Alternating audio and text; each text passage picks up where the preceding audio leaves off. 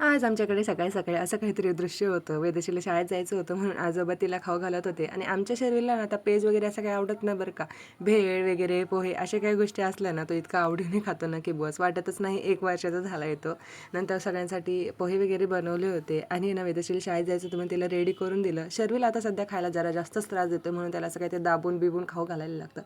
सगळं झालं आम्ही दोघींनी मस्तपैकी चहा वगैरे एन्जॉय केला आणि ना शर्विलला खेळण्यासाठी एक खेकडा मागवलाय, जो की त्याला खूपच जास्त आवडतं खायला. नुसतं त्याच्या मागे-मागे पळत राहतो. आदल्या दिवशीची आमची पावभाजी आणि पाव बरंच उरलं होतं. म्हणून मी तुम्हाला मागे एका व्हिडिओमध्ये सांगितलं होतं ना, की मी असं मोझरेला चीज वगैरे करून टाकून रेसिपी बनवली होती. तर तीच रेसिपी मी आता घरी ट्राय केली होती. पण ना बऱ्यापैकी घरामध्ये सगळ्यांना आवडली होती आणि चीज म्हटल्यावर ना तुम्हाला तर माहितीच आहे, मला तर आवडतं म्हणजे आवडतंच. सगळ्या जणांनी मिळून मस्तपैकी नाश्ता एन्जॉय केला. नंतर ना घरातली बारीक-सारीक कामं करून घेतली. ताईंनी घरातले भांडे वगैरे घासले, नाश्त्याचे वगैरे. पोरांनी केलेला पसारा आवरून घेतला आणि मी मस्तपैकी धुवायला लागले. आणि घरी आले ना, की मला असं बाहेर बसून धुणं भांडी करायला जरा जास्तच आवडतं.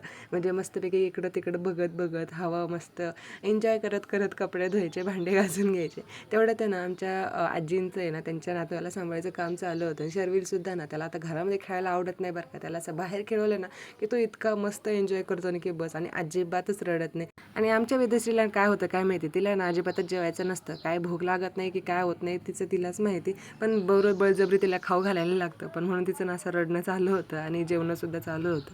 काकांची, वेदश्रीची आणि शर्विलची मस्ती काय थांबत नव्हती. ते दोघं पण ना इतकं मस्ती करत होते ना काकांसोबत की बस. त्याच्यानंतर ना मम्मी पप्पांना कुठेतरी बाहेर लग्नासाठी जायचं होतं. म्हणून पप्पांना मम्मींच्या साड्यांनासुद्धा इस्त्री करून देत होते. आणि खरं सांगू का, मला हे बघून जरा जास्तच भारी वाटलं. मी काय त्यांना बोलून नाही दाखवलं, पण मला भारी वाटलं.